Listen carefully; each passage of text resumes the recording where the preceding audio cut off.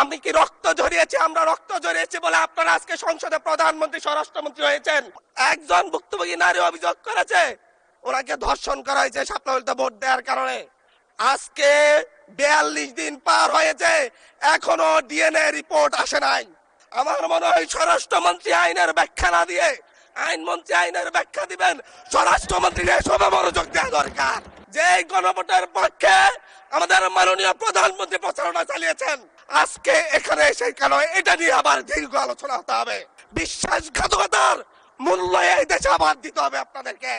চট্টগ্রাম থেকে এক সাংগঠনিক নেতাকে পাঠিয়েছে অস্ত্র সহ আমাদের লোকজনের উপর হামলা করতে। আমি এসেছি, ওনার বক্তব্য 6 মিনিট। মাননীয় স্পিকার, আমি বুঝতে পারছি না সময়গুলো কিভাবে বন্টন করা হয়। সরকার দলের হলো 8 মিনিট, বিরোধী দলের হলো 6 মিনিট, এভাবে তো কথা বলতে পারবো না। মাননীয় স্পিকার, পাশাপাশি আমি এই সংসদের সর্বকনিষ্ঠ এমপি, বাংলাদেশের ইতিহাসের সর্বকনিষ্ঠ এমপি।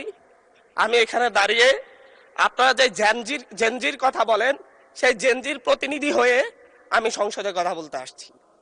আপনি যদি বলেন যে জেনজিরা কি চাই, আমি বলছি জেনজিরা 72-এর সংবিধান আর চাই না। আপনি যদি বলেন জেনজিরা কি চাই, আমি বলতে এসেছি জেনজিরা এটাই চাই, স্বাধীনতার 30 বছর পরে জন্ম নিয়ে আমার মতো যারা সন্তানরা রয়েছে তারা কেন ভোটাধিকার পাই নাই তার জবাব চাই। আমরা তো স্বাধীন বাংলাদেশে জন্ম নিয়েছি মাননীয় স্পিকার। আমাদের কি ভুল ছিল? আমরা তো নতুন মানচিত্র পেয়েছি, আমরা তো নতুন পতাকা পেয়েছি, আমরা নতুন সীমানা পেয়েছি। আমাদের পূর্বপুরুষরা 1971 সালে রক্ত দিয়ে আমাদের জন্য একটি নিরাপদ বাংলাদেশ গড়তে চেয়েছেন, কিন্তু আমরা কি সেই নিরাপদ বাংলাদেশ পেয়েছি? আমরা কি সেই নতুন বাংলাদেশ পেয়েছি?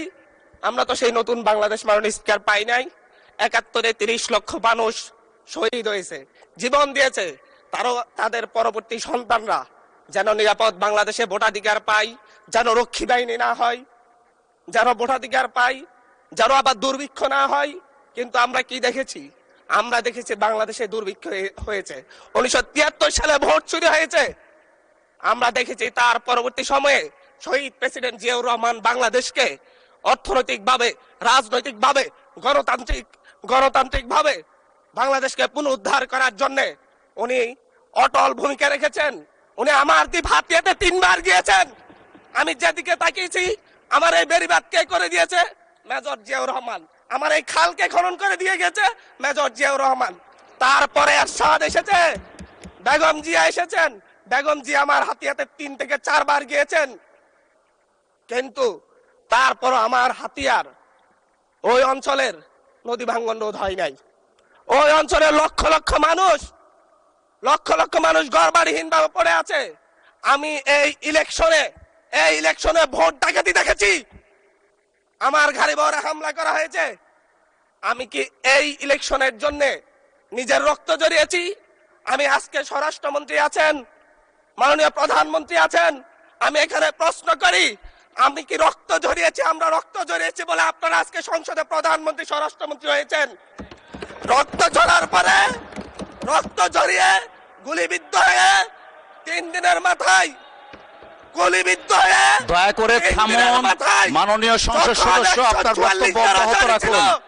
144 ধারার মধ্যে আবার নিজেই গুলিবিদ্ধ পা নিয়ে বের হয়ে গিয়ে সংবাদ সম্মেলন করে বলেছি আবার রাস্তায় নামুন, আজকে প্রধান হতে হবে।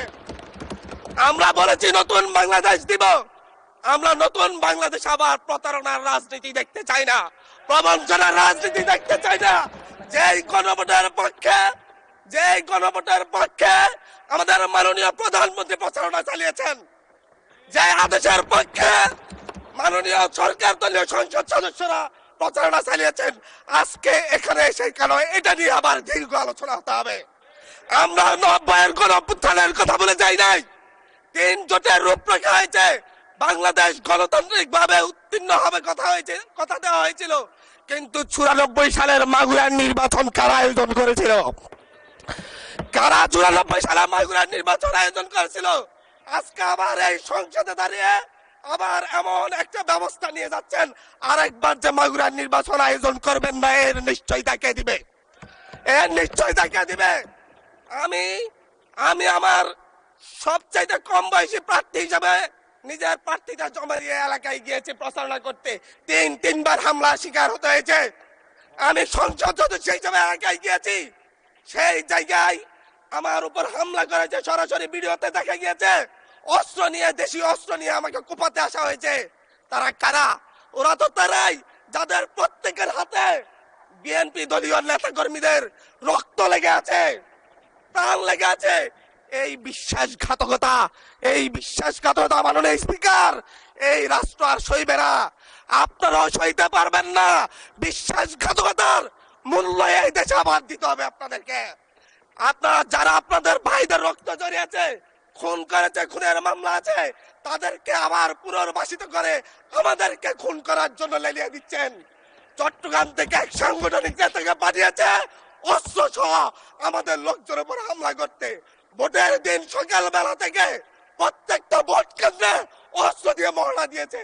30টা ভোট কেন্দ্রে এনসিপির প্রার্থী, বিএনপি দুজন বিদ্রোহী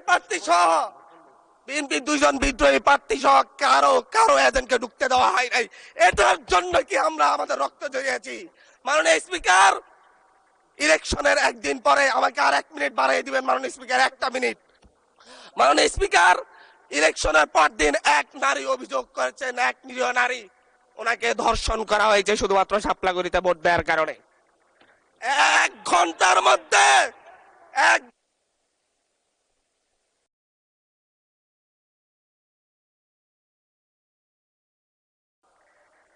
ধন্যবাদ মাননীয় সংসদ।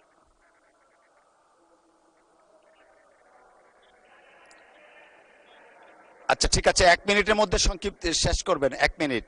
মাননীয় স্পিকার, একজন ভুক্তভোগী নারী অভিযোগ করেছে ওনাকে ধর্ষণ করা হয়েছে শাপলাগুড়িতে ভোট দেওয়ার কারণে। সার্কেল এসপি 1 ঘন্টার মধ্যে বলেছে এই ধরনের কোনো ঘটনা ঘটে নাই। আজকে 42 দিন পার হয়েছে, এখনো ডিএনএ রিপোর্ট আসে নাই। মামলা নিতে 3 দিন দেরি হয়েছে। সিভিল সার্জন অফিস তদন্ত কমিটি করে দিয়েছে, তদন্ত কমিটির রিপোর্ট জমা দিয়েছে। ভুক্তভোগী নারী জানে না তার তদন্ত রিপোর্ট কি এসেছে। এই ভয়াবহ পরিবেশ তৈরি কারা করছে? আমার মনে হয় স্বরাষ্ট্রমন্ত্রী আইনের ব্যাখ্যা না দিয়ে, আইনমন্ত্রী আইনের ব্যাখ্যা দিবেন, স্বরাষ্ট্রমন্ত্রীর এসবে মনোযোগ দেওয়া দরকার।